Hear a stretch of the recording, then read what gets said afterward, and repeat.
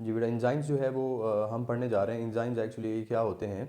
Enzymes के बारे में आपको बताते चलें। All enzymes are protein in nature. तमाम के तमाम एंजाइम्स जो होते हैं वो बेटा प्रोटीन्स होते हैं, सिवाय राइबोजाइम के। राइबोजाइम वो एंजाइम होते हैं जो कि प्रोटीन से नहीं बल्कि किस से बने होते हैं? आरएनए से बने होते हैं। तो ये आपने माइंड में रखना है। ये एमसीक्यू पूछा जा सकता है कि which enzymes are not protein in nature. तो वो कौन से हैं बेटा? राइबोजाइम। वो किससे मिलकर बने होते हैं? आरएनए से मिलकर बने होते हैं। तो फिर इसी के साथ आपको इंजाइमालॉजी की जो है वो डेफिनेशन बताते चलें। इंजाइमालॉजी क्या है? ये वो ब्रांच है जिसमें हम इंजाइम्स की स्ट्रक्चर को देखते हैं कि उसकी साख्त किस तरह है, और फिर उसके हम टाइप को देखते हैं कि इंजाइम की टाइप कौन सी है, इंट्रा सेलर है, एक्स्ट्रा सेलर है। फिर उसके बाद हम ये देखते हैं कि उस इंजाइम का रोल क्या है, यानी कि वो इंजाइम काम क्या कर रहा है। यानी कि अगर हम तीन चीज़ें स्टडी करें इंजाइम्स के बारे में तो वो इंजाइमालॉजी कहलाती है। One is structure, second is called type, third is called as role. तो ये तीनों चीज़ें अगर इंजाइम्स की स्टडी कर रहे हो दैट इज़ कॉल्ड एज इंजाइमालॉजी। तो इंजाइम जो है वो एक्चुअली क्या है बेटा? मैंने आपको बताया कि ये प्रोटीन्स होती हैं, इनका काम क्या होता है। काम जो है ये मैंने लिखा है बेटा यहाँ पे, बायो कैटलिस्ट।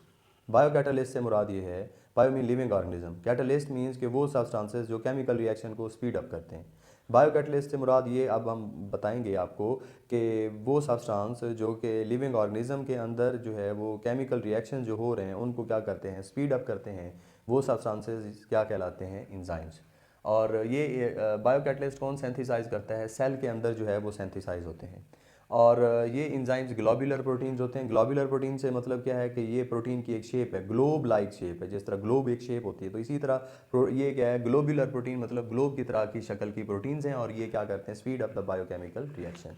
बेटा सोचें आप कि अगर आपकी बॉडी के अंदर इंजाइम्स प्रेजेंट ना हो तो एक बायोकेमिकल रिएक्शंस को होने के लिए कई साल लग सकते हैं कि वो प्रोडक्ट बनाएं। तो इंजाइम जो है ये नेमत हैं, और ये आपके बॉडी के अंदर जो है वो स्पीड कर रहे हैं। क्या स्पीड ही कर रहे हैं? क्या बायोकेमिकल रिएक्शंस को। फिर उसके बाद क्या है बेटा? सबस्ट्रेट क्या है? सबस्ट्रेट जो है ये वो मालिक्यूल हैं जिन पर इंजाइम एक्ट करता है आके। इंजाइम एक्ट करके उनको सिंपल मालिक्यूल में या कन्वर्ट कर देता है, या सिंपल को फिर कम्प्लेक्स में कन्वर्ट कर देता है। तो एक्चुअली इसका काम क्या होता है? इंजाइम्स का स्पीड अप करना। और जिस मालिक्यूल के साथ या सब्सटेंस के साथ मालिक्यूल इंजाइम बाइंड कर रहा है या एक्ट कर रहा है वो मालिक्यूल क्या कहलाता है? सबस्ट्रेट। ठीक है बेटा।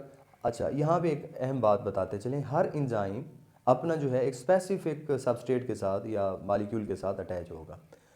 जिस तरह एक ख़ास स्पेसिफिक लॉक के लिए एक स्पेसिफिक की होती है, इसी तरह एक स्पेसिफिक सबस्ट्रेट के लिए एक स्पेसिफिक एंजाइम होता है। मिसाल मैं आपको देता हूँ बेटा कि आप जो प्रोटीन वाली चीज़ें खाते हैं आपके स्टमक में जाते हैं, वो प्रोटीन वाली चीज़ें उसको तोड़ने के लिए आपके स्टमक में एंजाइम काम करता है। उसका नाम है पेप्सिन। वो पेप्सिन सिर्फ प्रोटीन को तोड़ेगा और प्रोटीन के साथ बाइंड करेगा।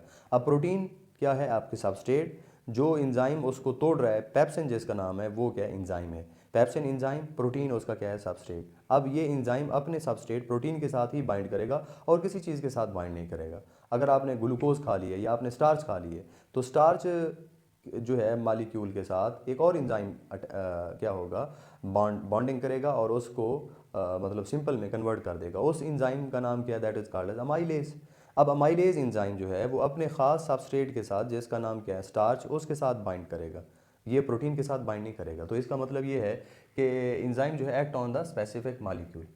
अच्छा, सबस्ट्रेट की दूसरी डेफिनेशन क्या है? कि वो मालिक्यूल जो इंटर होते हैं बायोकेमिकल रिएक्शंस में they are called as substrate. इसकी ये भी डेफिनेशन है। और जैसे ही ये बायोकेमिकल रिएक्शन में इंटर होते हैं तो इसमें चेंज आती है, और ये चेंज आने के बाद ये किस में चेंज हो जाते हैं बेटा? प्रोडक्ट में चेंज हो जाते हैं। अब प्रोडक्ट्स क्या है? इसकी डेफिनेशन क्या है? कि वो सबस्ट्रेट जो मॉडिफाई होते हैं इन टू प्रोडक्ट्स, प्रोडक्ट्स के अंदर मॉडिफाई हो जाते हैं। जिस तरह के प्रोटीन जो है एक सबस्ट्रेट है, ये मॉडिफाई हो जाती है प्रोडक्ट किस में? टूट कर अमाइनो एसिड में।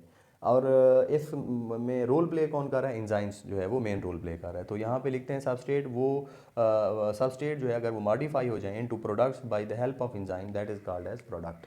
अब यहाँ पे हमने जस्टिफिकेशन देनी है कि different cells synthesize different enzymes.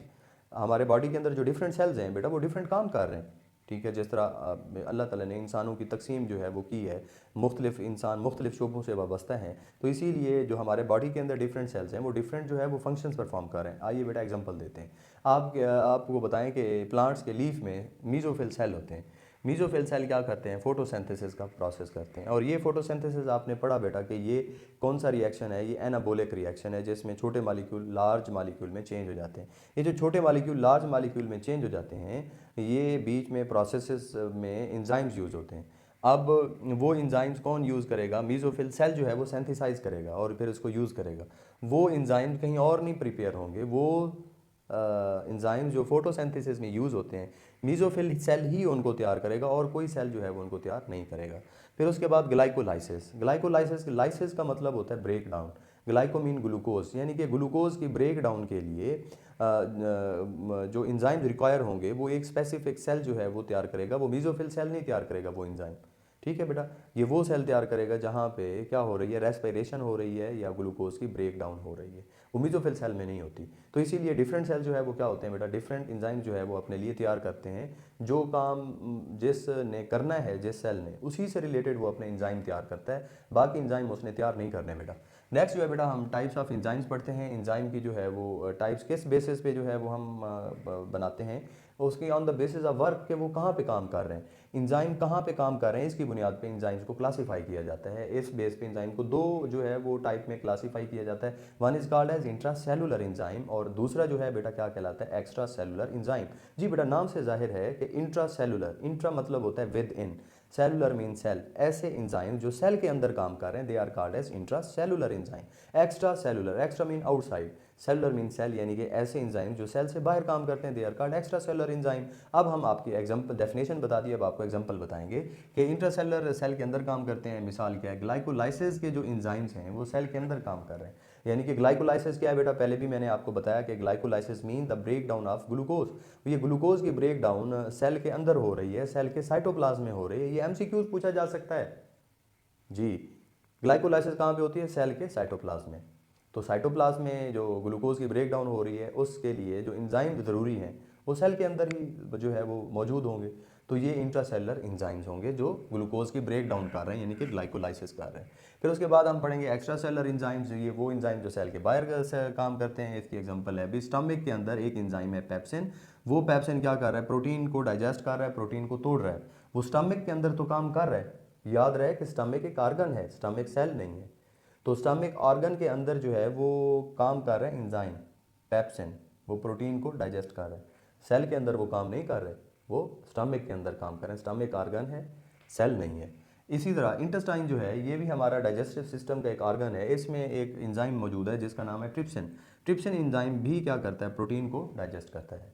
आपके माइंड में क्वेश्चन आ रहा होगा कि ये पेप्सिन भी प्रोटीन को डाइजेस्ट करता है, ट्रिप्सिन भी प्रोटीन को डाइजेस्ट करता है, तो फ़र्क क्या है।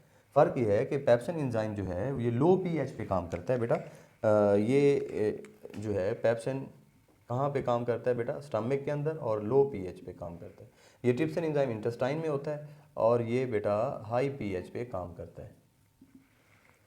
नेक्स्ट एक्स्ट्रा सेलुलर इंजाइम की एग्जांपल जो है वो क्या है बेटा, बैक्टीरिया और फंजाई जो इंजाइम रिलीज़ करते हैं अपने बॉडी से। बैक्टीरिया और फंजाई आपको बताते चलें ये दोनों डीकम्पोजर्स हैं, डिकम्पोज करते हैं बेटा। लार्ज मालिक्यूल को सिंपल मालिक्यूल्स में कन्वर्ट करते हैं। और कन्वर्ट करने के लिए क्या इनके पास वेपन है, वो वेपन है इंजाइम्स। वो इंजाइम कहाँ पे सेक्रेट करते हैं, अपने बॉडी से बाहर सेक्रेट करते हैं।